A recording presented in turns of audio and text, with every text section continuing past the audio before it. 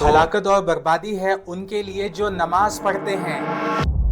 लेकिन जरा सोचो, नमाजियों को क्यों डराया जा रहा है? कुरान अचानक कहता है तो हलाकत है उन नमाजियों के लिए। तो सब सुनकर चौंक जाएंगे कि अरे, नमाज पढ़ना बुरी बात कैसे हो गई? तो ये बात सूरतुल माऊन में आती है। ये सिर्फ नमाज छोड़ने की बात नहीं है। उसके आगे आयत में आता है कि अल्लज़ीना हुम अन सलातिहिम साहून, यानी जो अपनी नमाजों में गाफिल रहते हैं। ये उन लोगों के लिए है जो सिर्फ दिखावा करते हैं, जाहिरी तौर पर नमाज पढ़ते हैं लेकिन दिल में इखलास नहीं होता, सिंसियरिटी नहीं होती। कुरान सिर्फ काफिरों को नहीं बल्कि नमाजियों में से ऐसे लोगों को भी पुकारता है कि अगर नमाज पढ़नी है तो सच्ची पढ़ो, दिखावा मत करो, वरना ये नमाज तुम्हें कुछ फायदा नहीं देगी, लोगों की वाह वाह आखिरत में काम नहीं आने वाली। फिर अल्लाह फरमाता है अल्लज़ीना हुम युराऊन, यानी वो लोग जो सिर्फ दिखावे के लिए इबादत करते हैं। सोचो जरा,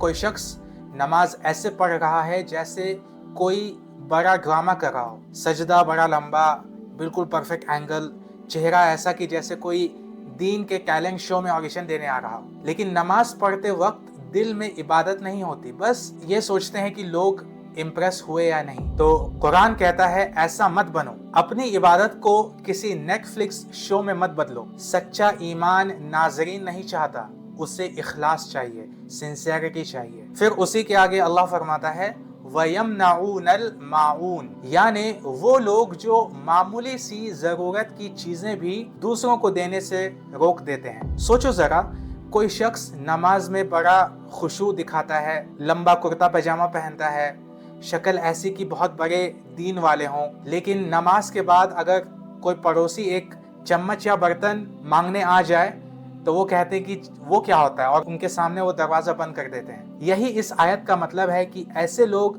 जो जाहिरी तौर पर दीनदार लगते हैं मगर दिल इतना छोटा होता है कि छोटी से छोटी चीज देने में भी कतराते हैं।